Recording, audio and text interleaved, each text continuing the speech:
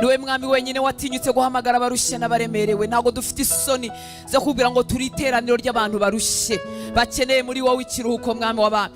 Dushyize protokole zose ku ruhande, nyaguhora ku ngoma. Dushyize ibyubahiro byacu ku ruhande, dushyize amazina ku ruhande, dushyize ibyiza dutunze ku ruhande.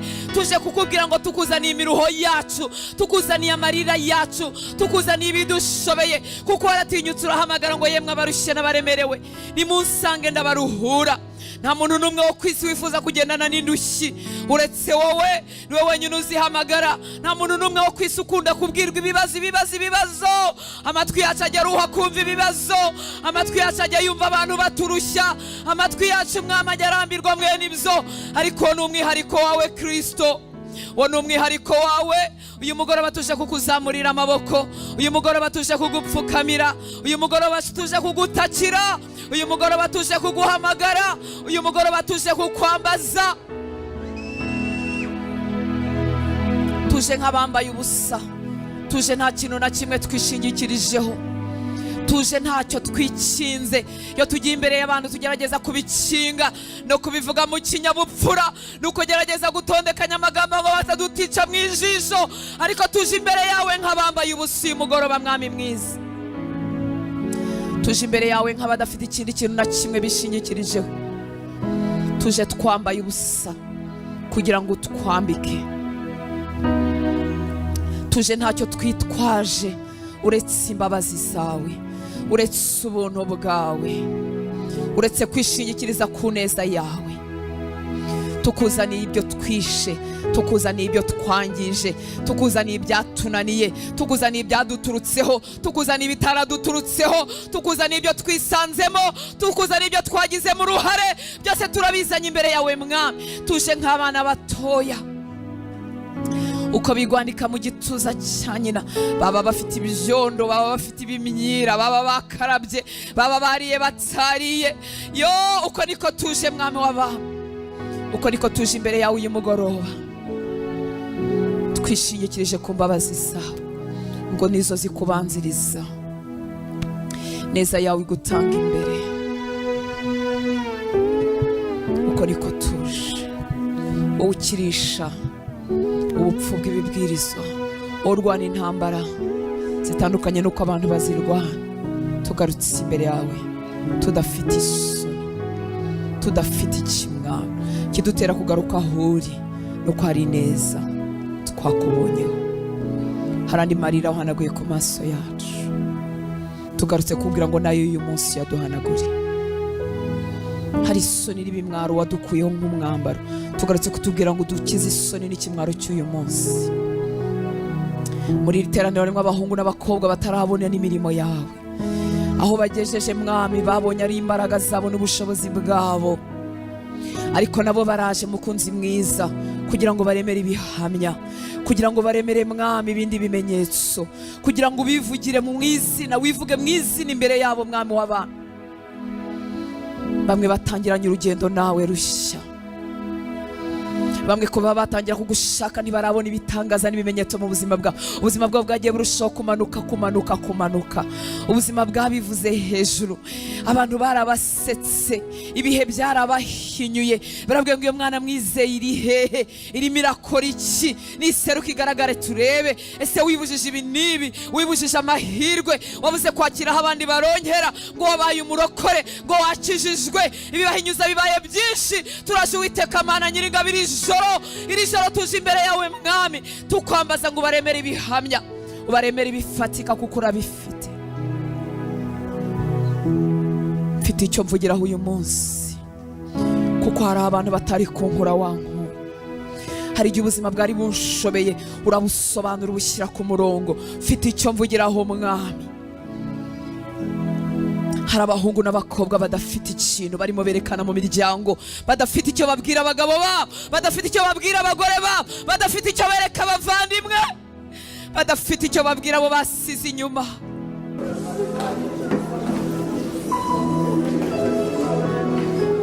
Badafite icyo babwira urugo.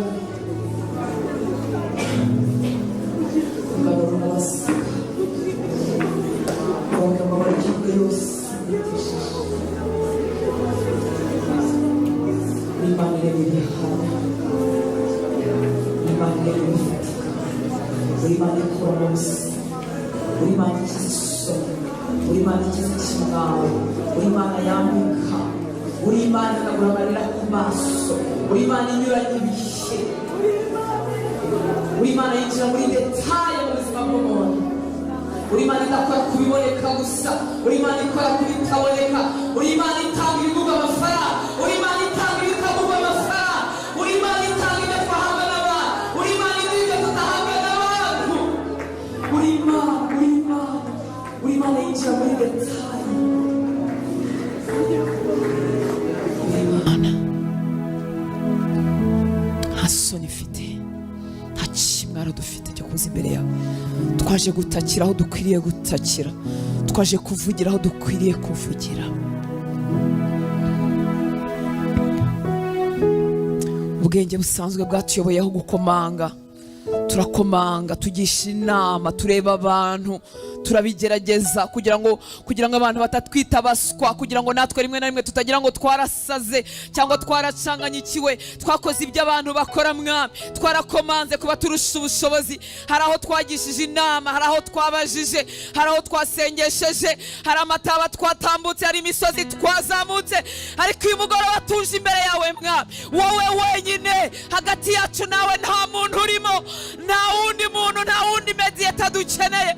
Turashaka wowe Mwami, turashaka wowe Mwami, turashaka wowe Mwami, turashaka wowe Mwami.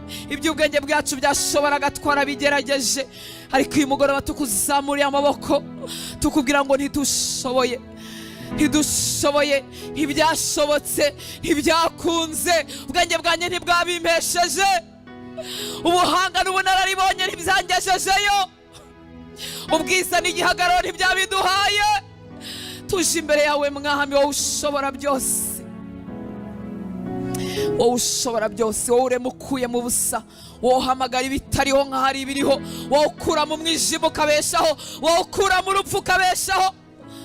Tuje imbere yawe Mwami, reka uyu mwanya ukubera umwanya wo gusenga, reka ukubera umwanya wo kuzamura ijwi, reka ukubera umwanya wo gutakira Imana. Mu gutaka kwawe, mu gutaka kwa benshi, ntabwo ari uko Imana yumva ari uko turanguruye, ariko mu kurangurura ibicaniro by'amasengesho byazimye biragaruka, uburyohe bw'agakiza bwatakaye buragaruka, umunezero wo kubaho uragaruka, ibyo watakaje by'umwuka birakugarukamo. Rangurura witinya, zamura ijwi ryawe, vugana n'Imana yawe ikwitayeho. Amaso yari kuri wowe, amatwi yari ku byo usaba. Ntabwo atwitiranya, ntabwo atwitiranya ngo umugisha wawe uyobeshereze iwanjye, ntabwo atwitiranya ngo isengesho ryawe ryitiranya n'iryanjye, ntabwo atwitiranya. umuniho w'umutima wawe azi kuwutandukanya n'umuniho w'umutima wawe utazi, azi itandukaniro no gusuhuza umutima kwawe bifite imvugo itandukanye mu matwi ye. N'amarira yawe afite umwihariko, afite umwihariko, ntaturebera mu kivunge. Uramutse usibye hano ntitwamenya ko wanasibye, ariko we si uko ameze, ntatubarira mu kivunge. Buri muntu n'uwuye mwihariko, niyo mpamvu nta muntu usa n'undi, niyo mpamvu twa turongo two mu maso yacu tudasa, niyo mpamvu imiremergo yacu idasa, nubwo twaba impanga ntidusa. Buri muntu wese ni umwihariko, buri muntu wese Imana yamuremye yamutinzeho, ifite imigambi myiza ku buzima bwacu, ifite imigambi myiza ku buzima bwacu. Inyuzwe nuko wabaho useka, yishimiye ko wabaho nawe unezerewe, yishimiye ko nawe wasinze utarinze gufata imiti, yishimiye ko utaba ku buzima bw'ibinini bya buri munsi, yishimiye kugira amagara mazima, yishimiye ko utaha ufite icyo ushyiriye abana bawe, yishimiye ko wanezererwa uburyohe buba hagati y'abagore n'abagabo, yishimiye ko wakikizwa ukagira abantu bakwibuka. Nawe biramunejeje, erega nawe nibyo akwifuriza, erega nawe nibyo ashaka. Imigambi ye kuri twebwe ni myiza, yibwira kutugirira n'amahoro si bibi.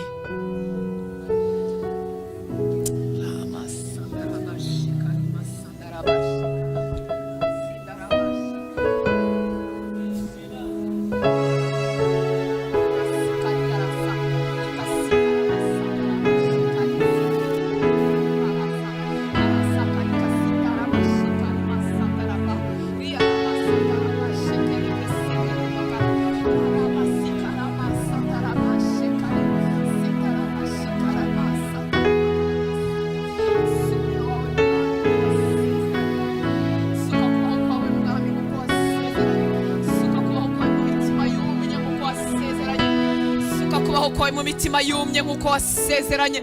Suka kubaho kwawe mu mitima yumye nk'uko wasezeranye.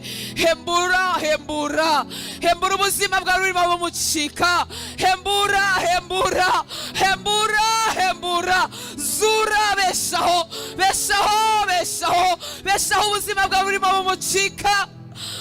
Garura ibyiringiro aho byari birimo bishira. Nk'uko wasezeranye, nk'uko wasezeranye, wasezeranye kuzura, wasezeranye guhembura, wasezeranye guhagurutsa, wasezeranye ibitwenge, wasezeranye kongera guhembura, wasezeranye kongera gusana, wasezeranye kongera guhamagara ibitariho maze bikitaba bikambara umubiri. Uri Imana y'amasezerano, uri Imana y'amasezerano. Ibyo uvuga urabikora. Uri inyuma y'ijambo ryawe kugira ngo urisohoze.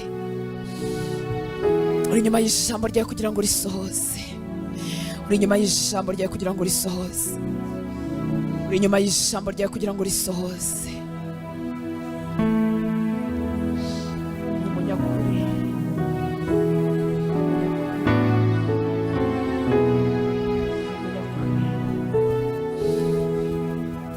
Reka dufatanye kuririmba ngo ni umugabo w'umunyakuri. Ibihamya birahari.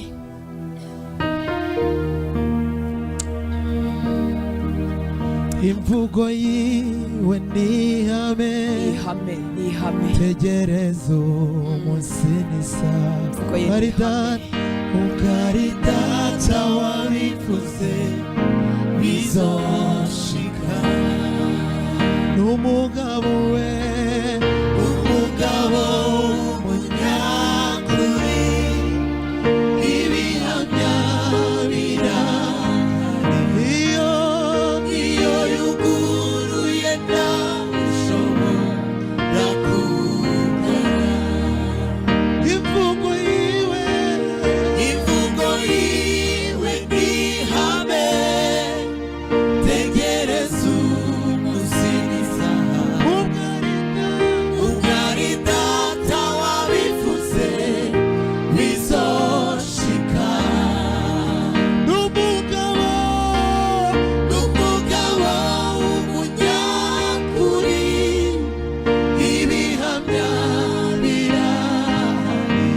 Iyo yuguruye nawe ushobora kugara. N'umugabo w'umunyakuri. Ibihamya birahari. Iyo yuguruye nawe ushobora kugara. Reka mbabwire muri bimwe muziho, sindabona icyo yavuze kimera. Ibyo bintera gutegereza, gategereza ngome yuko nibyo ntarabona nzabibona. Imvugo yiwe ni ihame. Tegereza umunsi n'isaha. Ugari data wabivuze bizoshika. N'umugabo w'umunyakuri.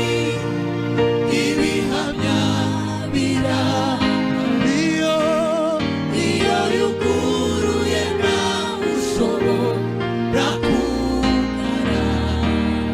Iyo yuguruye nawe ushobora kugara. Iyo yuguruye nawe ushobora kugara. Ni umugabo w'umunyakuri. Reka dusenge inshuti z'Imana, ndagira ngo ntiturangare. ejo twanditse ibyifuzo n'abandi baracyandika ibindi, ushobora no kutandika ukaba bifite mu mutima wawe, byose ntacyo bitwaye. Nuko tuba turimo gusenga mu buryo bwose bwo gusenga. Kidutera kugaruka imbere y'Imana nuko Imana iriho, nuko Imana ikora, nuko Imana itabara. Uyu munsi dufite ibyifuzo bitandukanye, ariko hano turimo abahamya ibyo bahagazemo uyu munsi. Mu myaka yatambutse byari amasengesho, byari ibyifuzo, rimwe na rimwe twanarebaga tukumva bitazashoboka.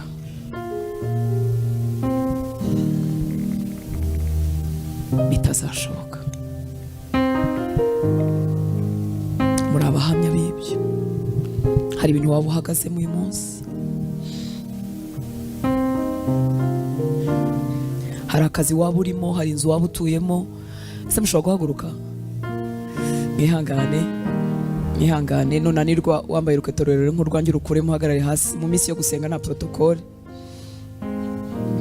Uri umuhamya, turimo abahamya ko hari aho akazi ufite uyu munsi, hari umunsi wariraga utagafite.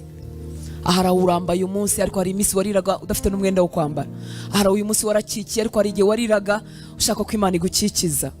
Uyu munsi uri mu rugo warashatse, ariko hari igihe wariraga ugira ngo Imana iguhe umugabo cyangwa umugore. Hari ibintu dufite mu myaka yatambutse byari amasengesho. Ibyo ni ibihamya bidutera kugaruka imbere y'Imana twiringiye ko yatugirira neza. Ni ibihamya kandi twakomeresha abandi batabifite.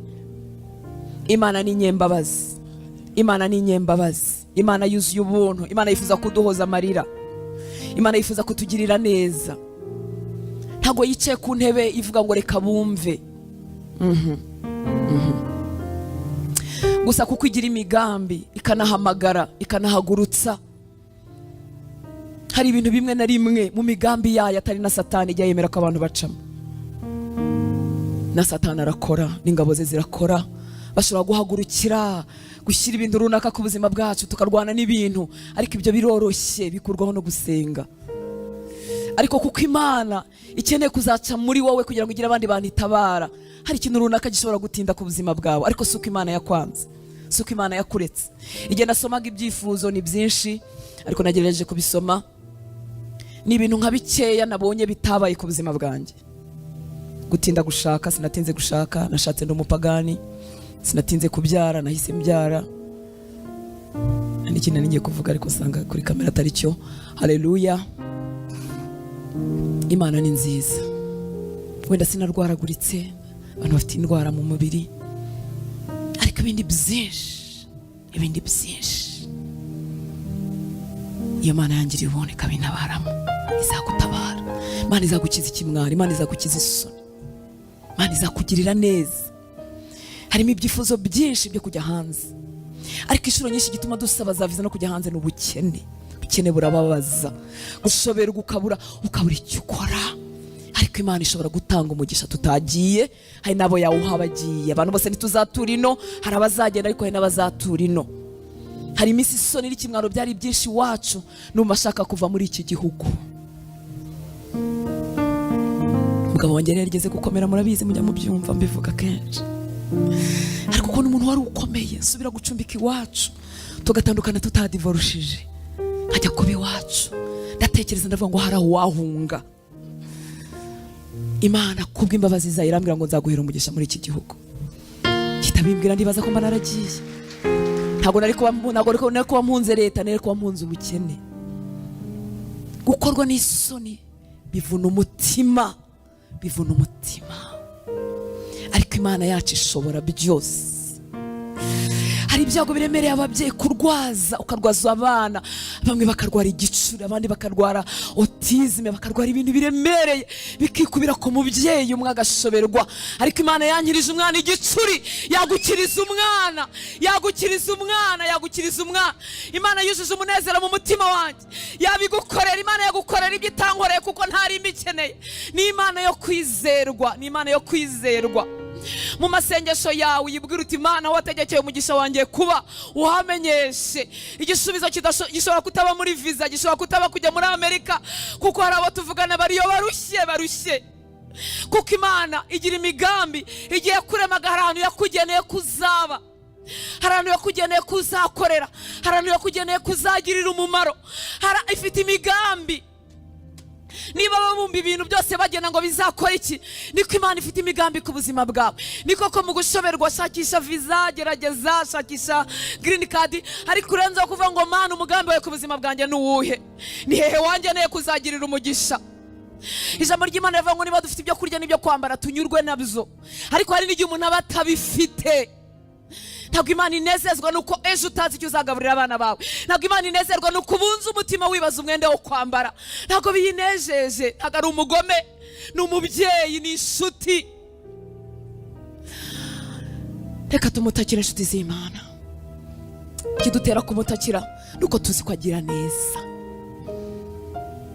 Dufite ubuhamya bw'abagabo batashye mu mago barakizwa. Ntabwo wawe yananiye Imana. Dufite umuhamya w'abagore bavuye muri rikeri, bava mu nzoga, bamenya Imana, bubaka imiryango yabo. Ntushobora kumva agahinda umwana agiramo na nyina atemba. Ushize naganaga n'umwana w'umukobwa ambwira ati ibindi byose ni byiza, ndanezerewe mu rugo rwanjye ariko kubona mama yasinze.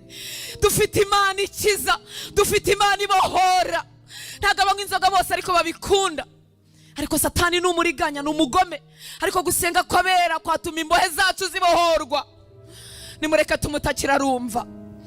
Shyira protokole ku ruhande, ushyira ibindi bintu ku ruhande, uzamura ijwi ryawe, dufatanye guhamagara Imana.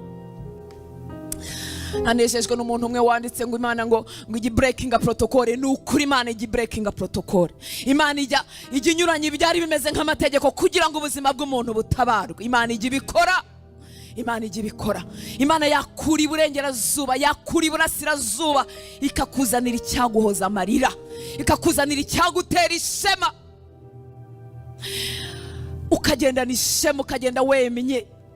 Ntabwo Yesu yapfuye kugira ngo gusa mu mwuka wawe uhinduke umwana w'Imana, uzatambuke utaruka imibabaro yose, winage mu ijuru. Arabizi ko ufite ubuzima hano ku isi, arabizi ko ugihari, arabizi ko hari ibyakunezeza ukagenda wemye hano ku isi.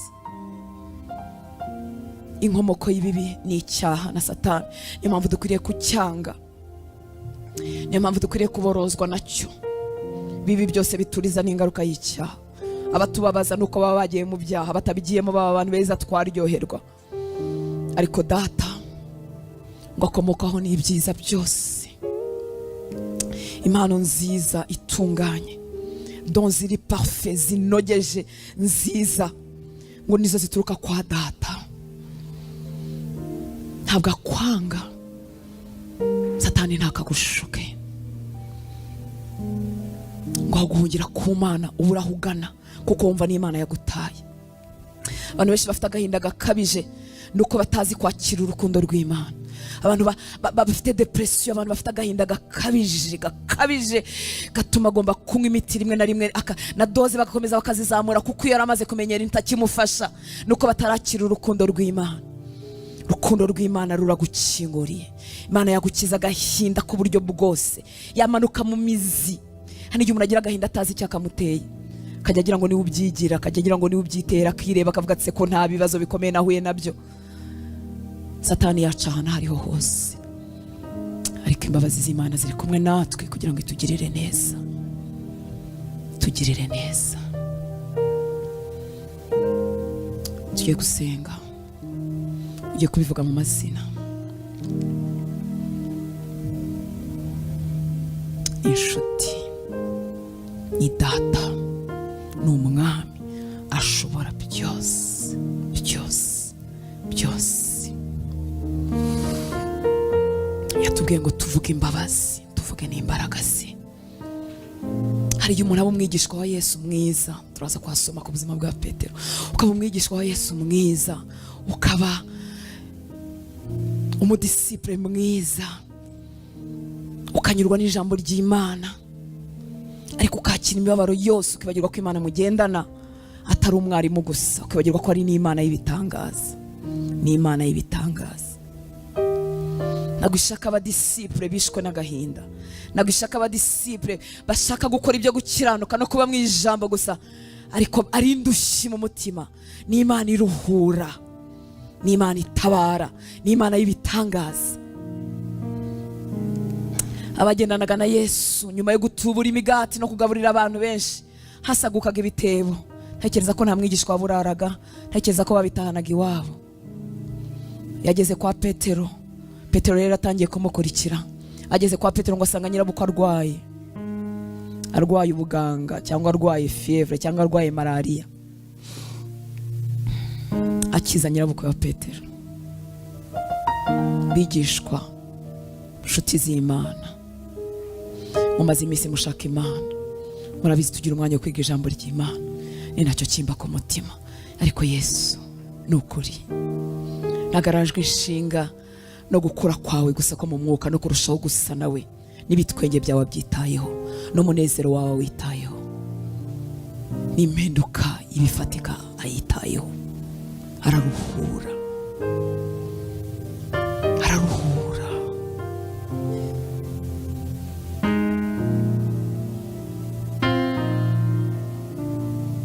Katwongeye turime ngo ndi hano ku birenge byawe, uze kumubwira mu magambo yawe adasa n'ayanjye, atandukanyemo, uze kubimubwira mu mazina yabyo. Mubwire kuri ku birenge bye ari ushaka. Ndanyuza mureke gusenga kuri mikrofone kugira ngo nawe usenge uburyo bwawe, uzamura ijwi, wirengagize uwo mwicaranye. Niba ari na fiance ujye ku ruhande umuhunge, niba ari uvugane n'Imana yawe. Ushobora gupfukama, ushobora kuba kuva waba utarasenga upfukamye, wabyigira hano. Ushobora kuba utazi kuzamura ijwi, wabitangirira hano. Ushobora kuba utazi kuzamura amaboko gutya, wabitangirira hano.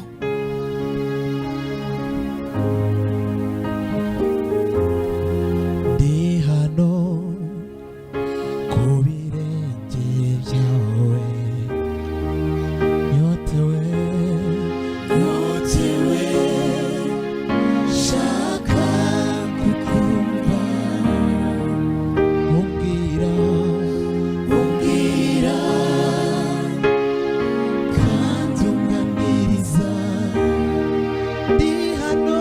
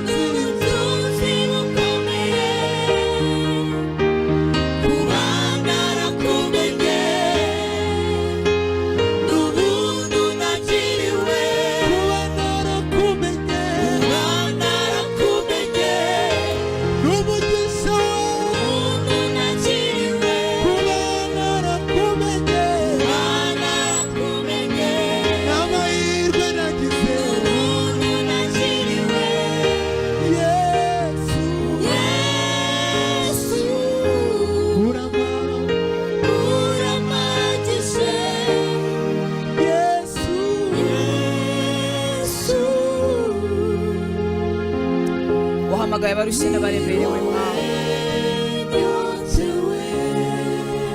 urababwira ngo nibagusanga urabaruhura. Waraduhamagaye mu mazina yacu. Uyu mugoroba ntabwo dufite isoni zo kukubwira ngo twaje turi iteraniro ry'abantu barushye, ry'abantu baremerewe. Hano ntabwo twaje muri konferanse yindi, ntabwo twaje mu nama zo kujya inama no gutanga ibitekerezo, ahubwo twakuzaniye imiruho yacu, twakuzaniye ibituriza, twakuzaniye ibidutera gusuhuza umutima, twakuzaniye ibiduhetamisha, twakuzaniye ibyatwambuye ijambo, twakuzaniye ibyasenye dignity yacu, tugatakaza dignity, tugatakaza ijambo, tukabura ijambo mu rungano, tukabura ijambo mu bandi bagabo, tukabura icyubahiro mu bandi bagore, tukabura ijambo mu miryango yacu. Ntabwo dufite isoni mwami zo kubikuzanira. Yo, twazanye bya bindi duhisha abantu mwami w'abantu, duhisha abantu kugira ngo batabimenya, duhisha bene wacu kugira ngo batabibona. Twabizanye uyu mugoroba byose uko byakabaye. Niwe waduhamagaye, uravuga ngo abarushye n'abaremerewe nibaze, abarushye n'abaremerewe nibagusanga urabaruhura.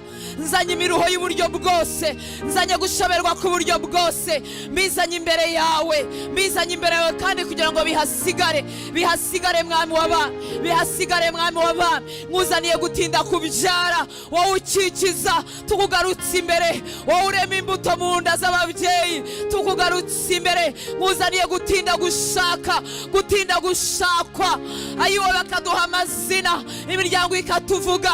Tukuzaniye icyo kimwaro n'izo soni, wowe utanga abagabo, urabafite mu bera, urabafite mu birabura, urabafite wateguye, ufite abahungu n'abakobwa bakubaha, umaze iminsi utegura. Mwami turabagusabye, turasaba ubukwe kuri iki gicaniro cy'abarinzi muri uyu mwaka wa 2023 mu izina ryawe Yesu.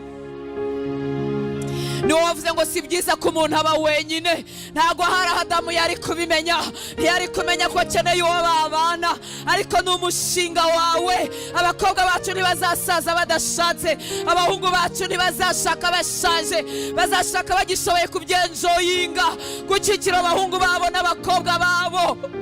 Ndahamagara umugisha w'urushako aho uturuka hose, ndawuhamagara umugisha utari umuvumo, umugisha utari mwamaganya, umugisha utarimo gusuhuza umutima. Ndarema ubukwe, ndarema gushaka. Aho amategeko yo kudashaka yatanzwe, agatangwa mu miryango, akubakwa mu isi yo mu mwuka, uyu mwanya amategeko ndayasenya mu izina rya Yesu Kristo w'i Nazareti, mu izina ryawe Yesu. Ndavuguruza ijambo ribi ryose ryavuzwe ku mukobwa, ryavuzwe ku muhungu, aho ijwi ryanjye rigera rimanukana imbaraga zo kumenagura uwo muvumo n'uwo mugozi mu izina rya Yesu. Ndavuga gukikira abahungu n'abakobwa uko babyifuje mwana, uko babyifuje. Abifuza kubyara abana 4, abifuza kubyara 3, abifuza kubyara 2, abifuza kubyara ikindi gitsina, byose urabifite mwami w'abana, byose urabifite. Ufite abakobwa n'abahungu. Igituma tugaruka ahuri nuko twabonye ukikiza abagore nyuma y'imyaka, nuko twabonye uha abagabo imbuto mu nda nyuma y'imyaka, nuko twabonye ukiza ku gahinda. Twarakubonye, dufite ibihamya, dufite abahamya, dufite abagore n'abagabo muri iki gihugu wakikije nyuma y'imyaka myinshi. Barahari mwami muri iyi nzu, muri iyi nzu. Imbuto zo mu nda, imbuto zo mu nda, imbuto zo mu nda, imbuto zo mu nda, imbuto zo mu nda. Ubushobozi bwa kigabo bugarukaho bwatakaye. Rama sandara shekeremese, rima sandarobos.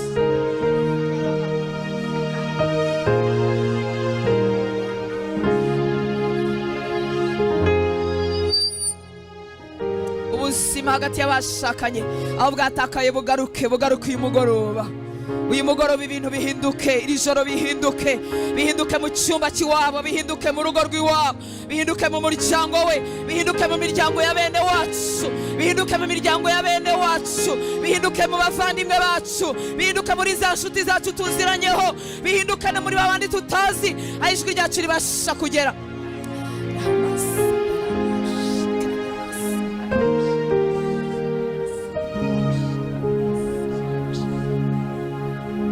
Witwa Jehova Rafa, niwo utubabarira gukiranirwa kwacu kose, ukadukiza n'indwara zacu zose,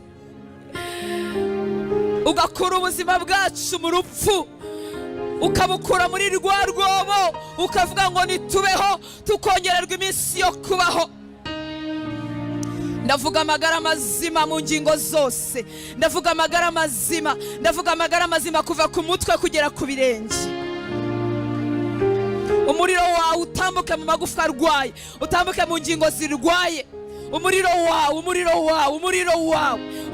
wawe, imbaraga zawe zikiza, imbaraga zawe zizura, zimanuke ku bacu barwaye aho bari hirya no hino n'abari hano, zimanuke ku bana barwaye. Uri Imana yaremye ubwonko, uzi kubushyira ku murongo. Ndavuga gukira ku bana barwaye igitsure, ndavuga gukira ku bana barwaye autisme, ndavuga gukira ku ndwara tutaramenya amazina yazo. Niwe wabumbye ingingo zitugize, niwe ubasha kuzishyira ku murongo.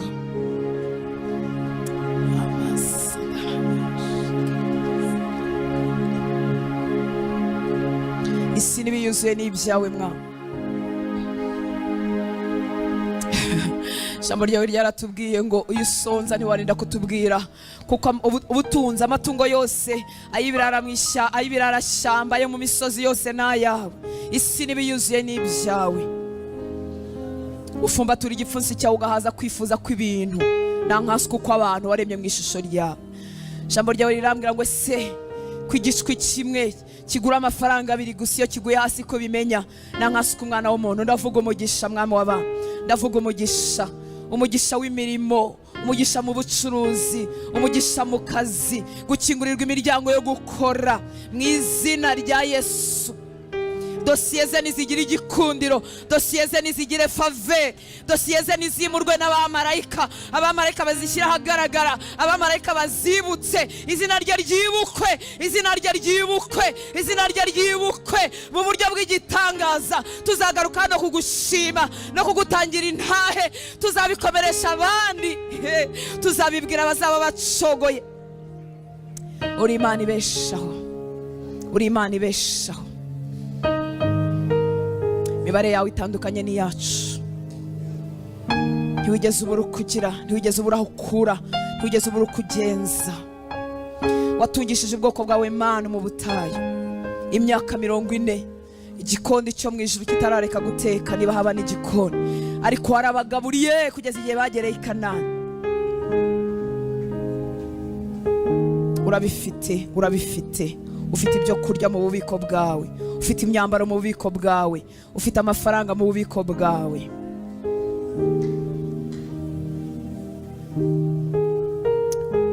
Reka umugozi w'imyenda ucikagurike. Uburetwa butuma umuntu ahora yizengurukaho ashaka gukora ngo yiteze imbere, agafata kredi ngo atere imbere. Ari ugutera imbere mwama, atari no kuryoshya, bikanga bikagaruka aho yatangiriye. Uwo mugozi wo kwizengurukaho ucika uyu mugoroba mu izina rya Yesu. Ahirwe, ubuzima bwe buhirwe. Warasezeranye mwami w'abantu ngo uzaduha umugisha imirimo y'amaboko yacu. Ijambo ryawe rivuga ngo nituvuge ko abakiranutsi bazagubwa neza, kuko bazatungwa n'imirimo y'amaboko yabo. Waravuze ngo isi kiriho ibiba n'isarura bizahoraho. Umugisha babibye, umwanzi akanyaga umusaruro ntibasarure.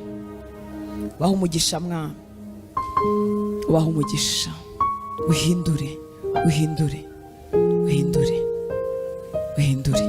nyuranye ibihe. Turahamagara mwami turatwikurura, ubwenge bw'abacu bwatwikiriwe. Ijambo ryawe riratubwira ngo intwaro zacu si nk'iz'abantu. Waduhaye ubutware, uduha ubushobozi bwo gufatamira ibitekerezo tukabigomororera Kristo, tukabiguha Data. Turafatamira ibitekerezo by'abahungu baheze mu rumogi, ibitekerezo by'abakobwa baheze mu tubari. Turafatamira ibitekerezo by'abagabo bataye amago yabo. Turafatamira ibitekerezo by'abagore bazerereye, bataye imiryango. Mu izina rya Yesu Kristo w'i Nazareti, ubwenge buzima bubagarukemo, ubwenge bwabo butwikururwe mu izina rya Yesu. Ibikorwa by'umwanzi uyu mwanya byamburwa imbaraga ku buzima bwabo, ku buzima bw'abacu, abo dufitanye isano y'amaraso, abo dufatanye igihango, alliance y'urushako no gushakana, abo mu miryango, inshuti zacu za bugufi. Ubwenge bwabo butwikururwe mu izina ryawe Yesu. Ubwenge bw'ababyeyi bataye imiryango, bataye abana, badahagaze mu nshingano, uyu mwanya butwikururwe mu izina ryawe Yesu. Suka imbabazi mu mitima mwami yabatakaje izo mbabazi, yabatakibategereje. Reka ngusabe ntagire ikintu na kimwe urekura mu bintu uzi neza ko byari byiza wahawe n'Imana. Ibintu uzi neza ko ari byiza ntagire ikintu na kimwe urekura. Wirekura abana bawe, wirekura umugore wawe, wirekura umugabo wawe, wirekura n'ubuzima bwawe ngo uvuge ngo nibyo n'ubundi nubwo nataha iki gikisi igihe cyo gutaha si cyo gihe cyo gupfa. Ese urumva warakoze ibyo wagombaga gukora byose? Wigira ikintu na kimwe urekura uzi neza ko wari warahawe n'Imana. Wikirekura, wikirekura, wikirekura, wikirekura. Isi yo mu mwuka irireyera inshuti z'Imana, isi yo mu mwuka irafatika, isi yo mu mwuka ni y'ukuri. Imana ikorana natwe, na Satani yajya kutubasha korana n'ibitekerezo byacu. Niyo mpamvu urugamba rukomeye gutsinda rwo mu mwuka. Niyo mpamvu ukwiriye kugira ijambo ry'Imana rigwiriye muri wowe kugira ngo rivugurure imitekerereze yawe, ntiwakire ibinyoma bya Satani. Wirekura ikintu cyose uzi ko cyavuye ku Mana. Umugabo yabaye amaze imyaka ingahe yaragiye, wimurekura. Umugore yabaye amaze imyaka ingahe yaragiye, wimurekura. Umwana ntuzi niyaba, wimurekura. Wirekura, wibirekura mu mutima wawe, wibirekura mu bwenge bwawe. Ni wowe Imana izakorana nawe urugamba rwo mu mwuka ukarutsinda. Wirekeraho kwizera, wirekeraho kwiringira, wirekeraho kwizera ko izo ndwara zagenda, wirekeraho. Data turagushimye, Data tuguhaye icyubahiro. Twakiriye iyo imitima y'imbabazi yo kubabarira abagabo bazaba bagarutse, yo kubabarira abagore bazaba bagarutse, yo kwakira abana bazaba bagarutse. Imitima itarekuye imigambi myiza, itarekuye ibyiza dufitiye. Imitima itarekuje imitima itegereje ibyiza, imitima itegereje kwibona nta ndwara n'imwe ari mutaraga, atararira ibinini. Imitima igundira ibyiza waduhaye, imitima igumana imigambi yawe, imitima itarekura ibyo dutekerezaho nibyo wibwira kutugirira Mwami. Imitima itajugunya abavandimwe babaye babi, imitima itajugunya, itarekura abavandimwe batubanye abarozi bakatujyana mu bupfumu. Imitima itabarekura kuko nabo bakeneye imbabazi zawe, nabo gukizwa.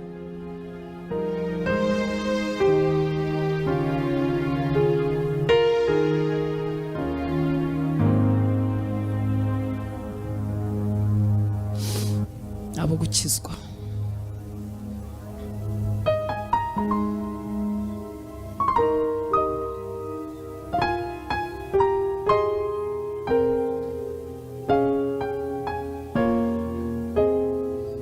Yesu agutiza umutima we. Yesu dutiza umutima wawe. Tu umutima umeze nk'uwawe. Tu umutima umeze nk'uwawe. Tu umutima umeze nk'uwawe. Buntu bw'Imana buri kumwe natwe. Buntu bw'Imana buri kumwe natwe. Neza y'Imana ntitureka. Kwiye kurenga urwo rwego. Kwiye kuharenga. Yesu arifuza gukorana nawe.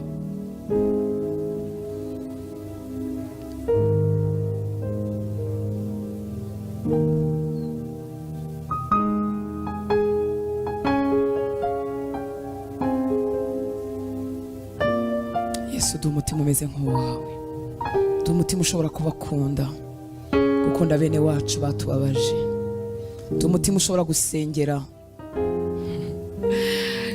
abakeba, duha umutima mwami, duha umutima ushobora gusengera abarozi b'iwacu twamenye, duha umutima mwami, duha umutima mwami, duha umutima mwami, duha umutima mwami, duha umutima mwami, duha umutima mwami, duha umutima mwami, duha umutima mwami.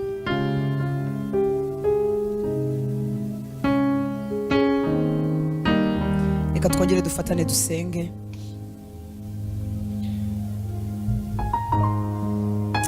Ibigukundire uba ufite umuntu ukozeho,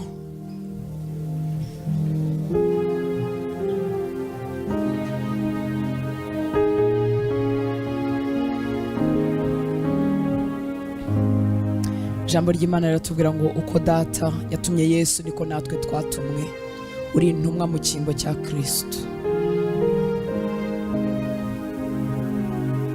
Dukoranaho kugira ngo tugire contact, twakire izo mbaraga z'Imana, twakire uko gukora kw'Imana. Twifuza gukora isengesho ryo mu butware. Ubutware bwawe burushaho kuba hejuru y'ubw'abakozi ba Satani uko urushaho kugira umutima nk'uwa Kristo. Ntabwo Imana yaguhishurira intambara zose z'umwuka ugirana n'inkomoko yazo kuko utabasha kubyihanganira, kuko bitugora. Igende tumenyeshaho gake, kandi rimwe na rimwe na gake wamenye karagusenya, aho kugira ngo urwane intambara y'umwuka ukarwana intambara y'umubiri. Igihe kimwe namenye umurozi kandi wa bugufi, kandi wari ubabaje ubuzima bwanjye, ariko kandi yari umubyeyi nawe yari afite abana. Ndavuga ariko Mana, kuki ushobora kwemera ibintu nk'ibi bigafata imyaka yose? Imana iranyigisha irambwira ngo abana be baramukeneye, nubwo ari umurozi abana be baramukeneye. Akeneye gukora agatunga abana be bakeneye gutaha basanga mama bavuye mu ishuri. Mana, imbabazi zayo zirenze izacu. Kuva umunsi umutima wanjye urakira kandi uracya. Ndamukunda kandi cyane, kandi nizeye ko Yesu azamuha agakiza. Imana ni Imana. Nta muntu wabyukana gushaka kuroga, aba yarakiriwe n'amaboko mabi. Iyo uvukiye mu maboko mabi ukagira ibyago, ukagira nka mama mubi ufite ishyari, biroroha kukujyana mu bapfumu, biroroha gukingura umuryango w'uburozi, biroroha. Aba yarakiriwe n'amaboko mabi, akagira umutima w'ishyari. Ishyari ni ribi. Ishyari ryanga umuntu ntacyo atenda gutwara ibyanjye ngo bibibye, ariko ishyari ni ribi. Ishyari ni umuryango Satani akoreramo.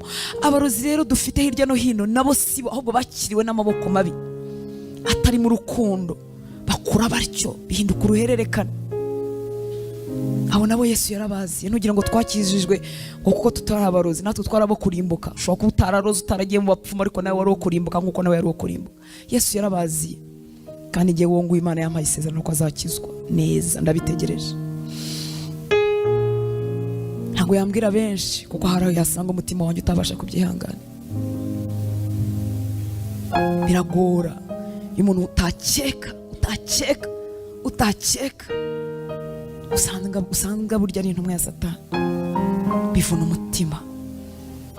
Ariko bimwe mu bidushyira hejuru mu mbaraga z'umwuka, mu butware bw'umwuka, ni ukurushaho gutunga umutima nk'uwa Kristo, ukarwana urugamba rw'umwuka gusa, nta rw'umubiri.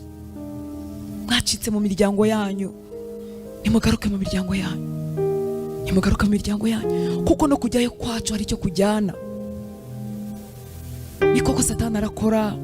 N'ubu twasengeye mu kirere kiremereye, bamwe muri mwebwe mwahuye n'ibitero, twahuye n'ibitero bitandukanye, twasengeye mu kirere kiremereye. Ibi bintu abarokore bavuga ngo imyuka yo guhora, ariko ko bibaho, ariko ikibazo ni uburyo tubyitwaramo. Yesu wacu abirusha imbaraga. Ntabwo ukwiriye gutinya inzu y'abarozi, ntukwiriye gutinya kujya mu bukwe bw'abarozi, ntukwiriye gutinya kujya mu kiriyo, ntukwiriye gutinya kujya kwa bene wanyu, kuko iyo ugiye ugenda ujyanye ubuntu bw'Imana, bibasigira ikibuga.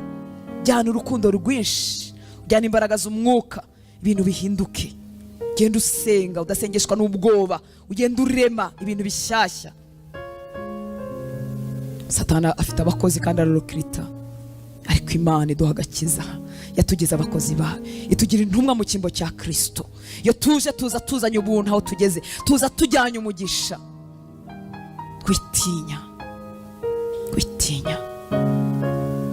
Bimwe mu bidutindaho dusengera bigatinda kugenda, no kugira ngo Imana itoze amaboko yacu kurwana, ityaza amaboko yacu yo mu mwuka, twigishe kurwana, duhindura abarwanyi mu bwami, duhindura abantu batababayikisha no buri kantu kose, batagira ubwoba bwa buri kintu cyose, abantu bibiharamagara bavukira mu kurwana intambara nyinshi, mu gutsinda, mu buhamya.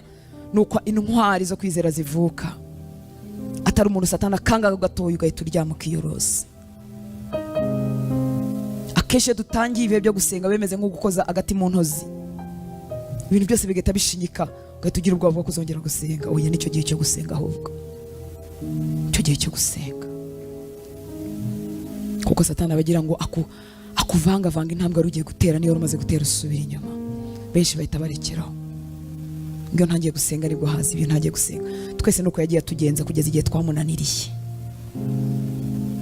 Kera afite umwana mutoya wanjye w'ubucuru, ko nafataga iminsi yo gusenga ahitaga arwara, nagambirira kujya mu masengesho agahita arwara, akagira crise ya sima, agasemeka, nabireka agakira. Bukeye ndavuga nti no, ngiye kumusiga asemeka. Bukeye icyo gitero Satani asanga niki kimfata, niki gikora, mwana arakira, ni muzima na bugingo n'ubu. Imana niyo kwizerwa. Witinya ko yakojeje agati mu ntozi, witinya ko yabivangavanze. Uzanesha, uzatsinda, komeze mu mwami.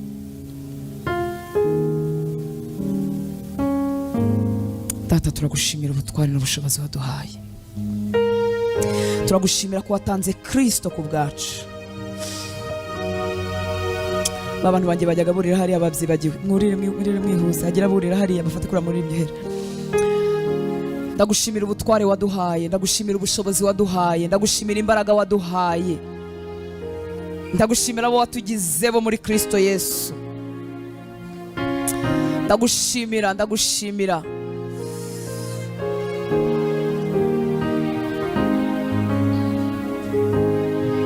Ndagushimira amaraso wamennye ku bwacu. Ndagushimira ikimenyetso cy'amaraso kituriho, watugize ubwoko butavumika, watugize abadahangarwa kubw'amaraso yawe, kubw'amaraso yawe. Amaraso yawe yatubereye umutamenwa, amaraso yawe aradukingiye, umuriro wawe uratugose, imbaraga zawe ziratuzengurutse. Warakoze mwami w'abami, warakoze mwami w'abami, ubwo twabyarwaga n'imbuto itabora. Warakoze mwami w'abami, ijambo ryawe ryarambwiye ngo se waduhaye Kristo hari icyo watwimana nawe. Warakoze mwami w'abami, warakoze gutanga Kristo ku bwacu. Uyu munsi turi urubyaro rushya rutakibarirwa mu masekuruza y'iwacu. Watugize ibyaremwe bishya, ngo abari muri Kristo Yesu nta teka bagicirwaho. Watugize urubyaro rushya, ibya kera wabishyizeho iherezo, ibintu byose byahindutse bishya. Duhagaze muri ubwo butware waduhaye mwami w'abami, turavuguruza itegeko ryose, itegeko ryose, ijambo ryose ryatinze ku buzima bw'abana bawe, ritagombye kubatindaho mu izina rya Yesu. Ijambo ribabuza gutunga umugisha, ijambo ribabuza gutunga amahoro, ijambo ribabuza gutera imbere. Itegeko ribi ryashyizwe ku buzima bwabo rivuga ngo ntibazatunga, ntibazatunganirwa, ubwonko bwabo ntibuzakora neza, ntibazakikira ku gihe, ntibazagira umugisha mu biganza byabo. Iryo tegeko ndarivuguruza mu izina rya Yesu Kristo w'i Nazareti. Ndabavugaho umugisha no kugirirwa neza. Itegeko ribi ryashyizwe ku buzima bwabo rikavuga ngo ntibazashaka, rikavuga ngo niba nashaka bazaruha, yego bazaganya. Iryo tegeko ndarivuguruza mu izina rya Yesu Kristo w'i Nazareti. Bazashaka, bazakundwa, bazakundwakazwa, bazatwita, bazabyara, bazakikira abahungu n'abakobwa, bazashagarwa, bazambara agatimba, bazitwa abatoni, bazitwa abanyamugisha, bazitwa abahiriwe. generasiyo zizabita abahiriwe, imiryango y'iwabo izabita abahiriwe.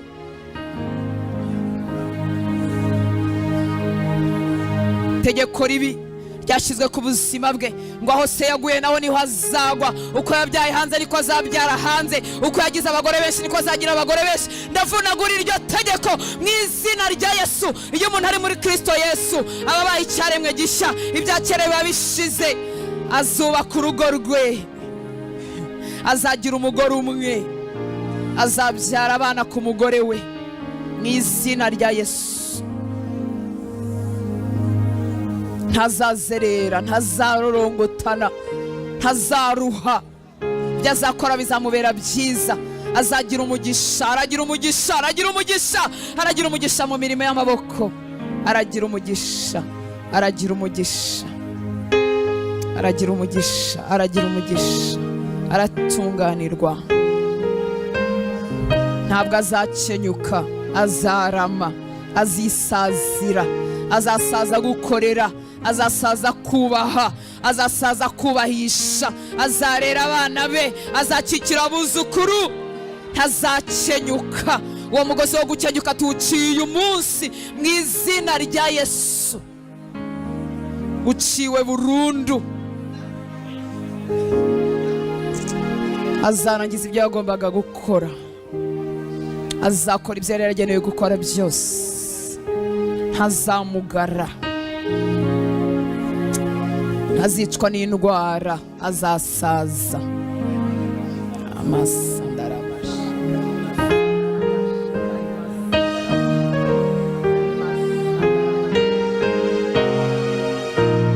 Tegeko ribi ryashyizwe ku miryango yacu ngo nta waba uzakizwa, nanakizwa ntazakomeza urugendo. Iryo tegeko ndihinduye ubusa mu izina rya Yesu. Ikigoyi kiracitse, natwe turakize, turakizwanya n'abacu, turakomerera mu rugendo, turahinduka ubwoko bwarazwe gukorera Imana, ubwoko bw'abatambyi b'ubwami, ubwoko bwejejwe, ubwoko bukorera Imana mu nzu y'Imana, ubwoko bwakuwe mu bigirwamana, ubwoko bwakuwe mu ndaro, ubwoko bukorera Imana mu rusengero, ubwoko butura Imana amaturo, ubwoko buramya Imana, ubwoko busaza bukorera Imana, ubwoko busaza bukorera Imana.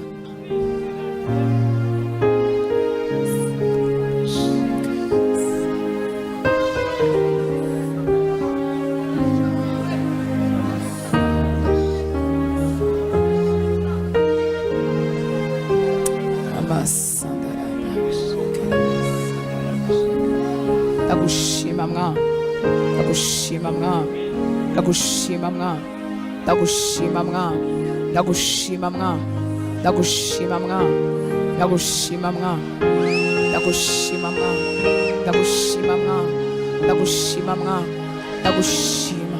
Nguhaye icyubahiro, ushyize hejuru. Izina ryawe niryubahwe, izina ryawe nirishyirwe hejuru.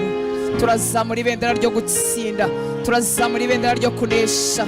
Turamamaza gukomera ku izina ryawe, turamamaza ubumana bwawe, turavuga gukomera kwawe Kristo.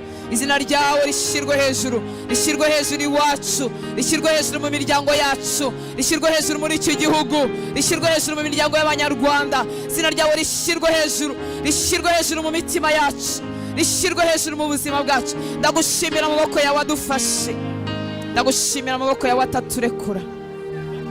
Si kubw'imbaraga n'amaboko nk'uko watumye kuri Zerubabeli, nk'uko Zerubabeli yatangiye uwo murimo wo kubaka urusengero, ni nako amaboko yazawusoza, kuko atari kubw'imbaraga n'amaboko. Natwe Mwami uyu mugoroba tubwira ko atari kubw'imbaraga n'amaboko, ahubwo ni kubw'umwuka wawe. Mwuka wawe ujya wambutsa umuntu ibikombe, mwuka wawe ujya utera umuntu gusimbuka imisozi, mwuka wawe ujya urenza umuntu aho atagombaga kurenga, umwuka wawe ujya ugeza umuntu aho atagombaga kugera, umwuka wawe ujya utera umuntu gusimbuka, umwuka wawe ujya wihutisha umuntu agasimbuka ubukererwe, agasimbuka gusibira, agasimbuka uruzerero. Umwuka wawe ujya utumbagiza abantu, umwuka wawe ujya utwambutsa, umwuka wawe ujya utwihutisha, umwuka wawe ujya wakiserera ubuzima bwacu tugasimbuka ibikombe. uri uwo kwizerwa, uri uwo kwizerwa, uri uwo kwizerwa, uri uwo kwizerwa, uri uwo kwizerwa, uri uwo kwizerwa. Wandika ijambo ryawe mu mitima yacu, wandika ijambo ryawe mu mitima yacu, wandika ijambo ryawe mu mitima yacu mwana, wandika ijambo ryawe mu mitima yacu, kugira ngo ukureba aba ariko tureba, uko ukora mwami, uko urema ibintu, uko ubigena aba ari byo dufata. Andika ijambo ryawe mu mitima yacu, mitima yacu ntihinyura ijambo ryawe. Andika ijambo ryawe mu mitima yacu, andika ijambo ryawe mu bwenge bwacu. Turagushimira inyota uremye kugaruka mu byanditswe, kuko ibyo ukirisha bitandukanye n'ibyo twebwe dutegereza. Wabwiye umugaragu wawe Gideyoni ngo najya kuri urwo rugamba ntazitwaze inkota, ntazitwaze amacumu, ngo azitwaze ibibindi. Kandi ibyo bibindi nabyo ntabwo byari ibyo gutera abanzi babo, ngo nibagera ngo mu rugerero rw'abanzi babo, ngo ibyo bibindi bazabikubitane bimeneke. Intwaro zabo zari ubupfu, intwaro zabo zari ubuswa. Uko ni kudutabarira mu bupfu bw'ibibwirizwa, uko ni kudutabarira mu bupfu bw'ibibwirizwa. Ngo bageze mu rugerero rw'Abamidiyani, ngo bakubitana ibibindi birameneka, bazunguza imuri, ngo abanzi babo ubwabo batangira kwicana. Intwaro zawe zitandukanye n'izacu, imigirire yawe itandukanye n'imigirire yacu. Uri uwo kwizerwa, uri umunyakuri, ibyo uvuga urabikora. Uhora inyuma y'ijambo ryawe kugira ngo urisohoze. Ntabwo ubeshya, ntabwo ubeshya, ntabwo ubeshya.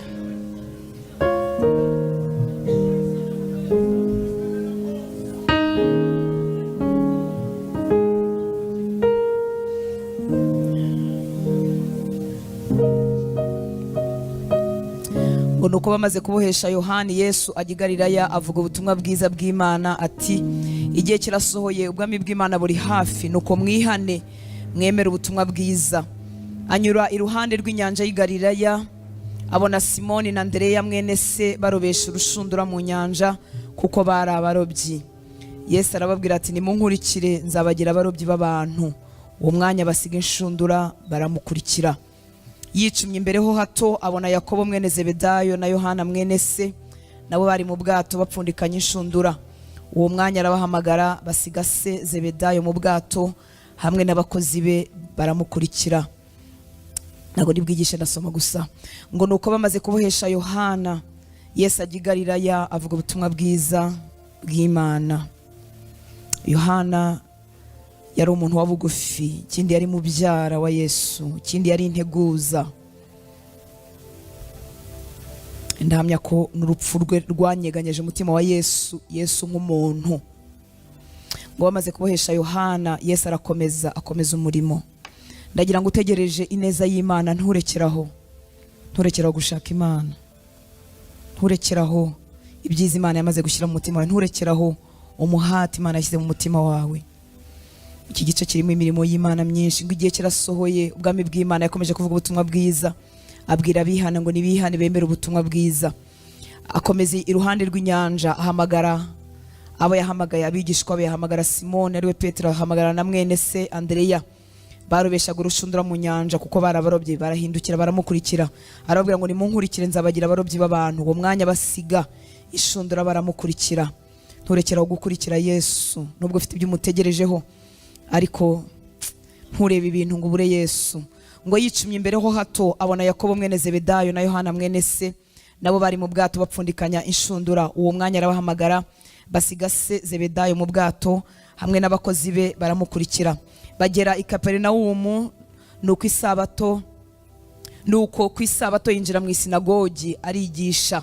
Batangazwa no kwigisha kwe, kuko yabigishaga nk'ufite ubutware ntase n'abanditsi. Mu isinagogi yabo harimo umuntu utewe na dayimoni, arataka cyane ati, duhuriye he Yesu w'i Nazareti, uje kuturimbura? Ndakuzura uwera w'Imana. Mu minsi yo gusenga tuba twiteze gukora kw'Imana, protokole no gutondekanya ibintu ku murongo ni byiza, numva nanjye mbikunze, ariko iminsi yo gusenga ni iminsi yo gushyira ibyo byose hasi. Yesu yageraga ahantu rimwe na rimwe protokole zarapfaga, iteraniro rye ryari ririmo gutaka, ryari ririmo ibintu bimeze nko kwica gahunda.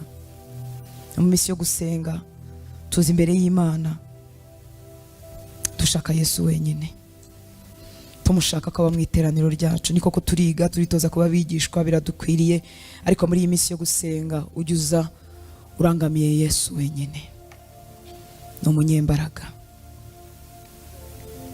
kandi ibi bitangaza bye byakomeretsaga bamwe mu bakunda gahunda, kuko baravuga ngo ibintu ni inzaduka, ibi ni ibiki yadukanye, ko yajyaga akora ibintu biri ku murongo, ibi ni ibiki yadukanye. Ngo batangazwa no kwigisha kwe, kuko yabigishaga nk'ufite ubutware ntase n'abanditsi. Urumva mu isinagogi habonekamo urusaku, umuntu utewe na dayimoni arataka ati duhuriye Yesu w'i Nazareti uje kuturimbura, ndakuzura uwera w'Imana. Yesu aramucyaha ati hora muvemo. Dayimoni aramutigisa ataka ijwi rirenga amuvamo. Bose baratangara barabazanya bati ibi ni ibiki, ko ari imyigishirize y'inzaduka, mbega uburyo ategekana ubutware, n'abadayimoni nabo baramwumvira. Turabishaka bifatika mu buzima bwacu. Uyu Yesu ntigeze ahinduka, Imana y'ibitangaza. Yabasanze baroba arabahamagara, akomereje imirimo mu rusengero, aho twakwita mu isinagogi, aho twagereranya n'urusengero. Yesu wacu yakora uri iwawe, yakora turi hano mu nzu y'Imana, yakora umupfikamiye muri mwenyine. Ntabwo yigeze atangirwa n'ikintu icyo ari cyo cyose. Bakomeje gutangarira imyigishirize ye, barakomeza ngo uwo mwanya inkuru ye yamamara hose mu gihugu cyose gihereranye n'i Galilaya. Bamaze gusohoka mu isinagogi, bavuye mu isinagogi bajyana na Yakobo na Yohana mu nzu ya Simoni na Andereya. Ubwo nyirabukwe wa Simoni yari aryamye arwaye ubuganga, nuko bamubwira ibye, araza amufata ukuboko aramubyutsa, ubuganga bumuvamo arabazimanira. Nimugoroba izuba rirenze, ntibyagarukiye aho, bitangaza byarakomeje. Nimugoroba izuba rirenze bamuzanira abarwayi bose n'abatewe n'abadayimoni, abo umudugudu wose bateranira ku irembo. Akiza benshi bari barwaye indwara zitari zimwe, yirukana abadayimoni benshi, ntiyabakundira ko bavuga kuko bari bamuzi. Haleluya. Dutaha ndagira ngo utahane kongera kwizera Imana y'ibitangaza, Imana y'ibitangaza. Haleluya. Imana y'ibitangaza. Imana yaduhaye ubwenge, niko turabukoresha, hari aho butugereza, ariko ukeneye kongera kwegerana n'Imana y'ibitangaza. Igarure bugufi bw'umutima wawe, ongera uyihanga amaso nk'Imana ishobora byose. Imiruho yuzuye mu isi itumye abantu bayoberwa Imana y'ibitangaza, ariko Imana ntigeze ihinduka. Imana ibahe umugisha, murakoze gusenga. Tuzakomeza ku munsi w'ejo, reka duhaguruke dusenge, hanyuma dutahane n'Imana y'ibitangaza.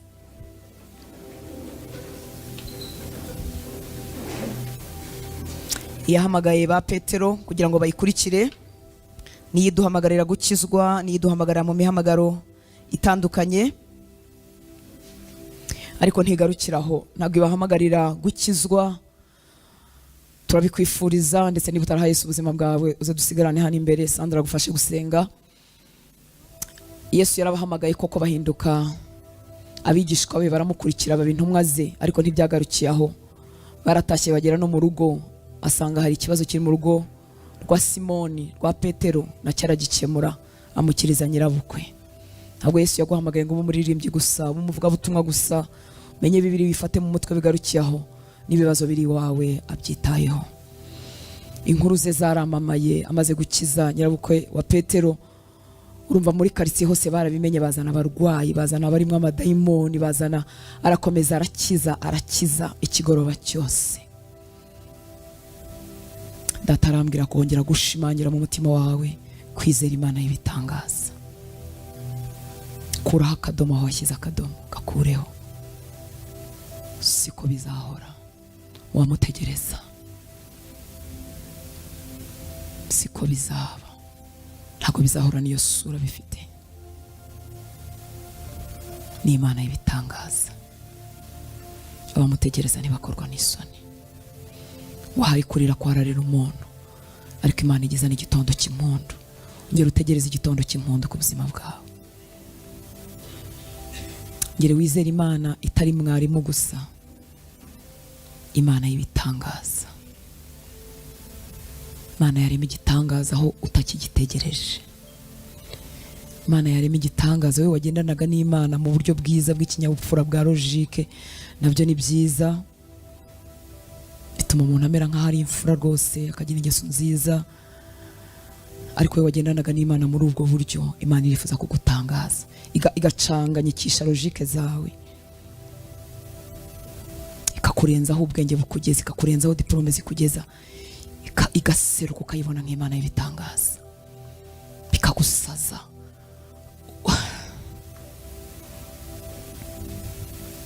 Hari abantu beza babanye n'Imana neza mu buryo bw'ikinyabupfura, ariko Imana irenze ikinyabupfura, irenze aho ubwenge bwacu bugeza. Hari abantu b'abakristo beza ariko bagendanye n'Imana aho ubwenge bwabo bugeza gusa, aho diplome zigeza n'ubupfura barabusanganywe, n'ingeso nziza barazisanganywe, ntiwapfa no kubabonaho umugayo. Baragerageza, basanzwe bitwararika, bamwe muri bo uko bitwaye ni nako bitwaraga bataranakizwa, bari abantu bameze neza, ariko Imana y'ibitangaza irifuza kwivanga mu buzima bwawe, ukayimenya nk'Imana y'ibitangaza idakora nk'uko abantu bakora, irenze aho abantu bageza.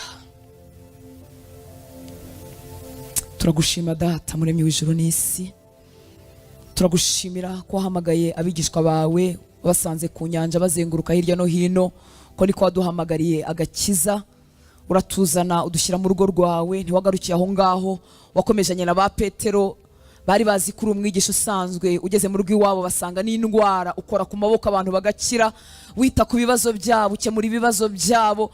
Wasangaga baraye baroba babuze icyo bafata, ukababwira uko bafata ifi, baragenda barumirwa, basanga uri Imana iteye ubwoba. Imiyaga yabateraga ubwoba bazi ko bagiye kurohama, ukavugana n'umuyaga bakongera bakumirwa, bakavuga ngo uyu ni muntu ukivugana n'umuyaga. Reka Uwiteka Mana Nyiringabo, wowe wavuze ngo imbaraga n'imbabazi zawe ziratubanjirije muri iyi minsi, reka iby'imbaraga bikomeze gukoreka mu buzima bw'abana bawe, bongere bumirwe batangajwe n'imirimo yawe, bongere bumirwe batangajwe n'ineza yawe, ubarengereza aho bagejeje basabanya guhora ku ngoma, ubatunguze neza, ubatunguze ibitangaza, imbabazi zawe zibazenguruke, baryoherwe n'urukundo rwawe, bakira amahoro ari muri wowe Mwami mwiza.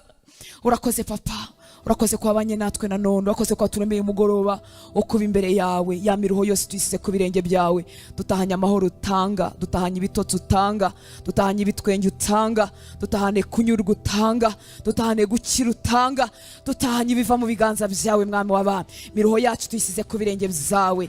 Urakoze Papa, cyubahiro cyose nikikugarukire, ni mu izina rya Yesu dusenze, amen. Imana ibahe umugisha, Imana ibagirire neza. Murakoze gusenga, tuzakomeza kandi tunasoze ku munsi w'ejo, uzatumira abandi.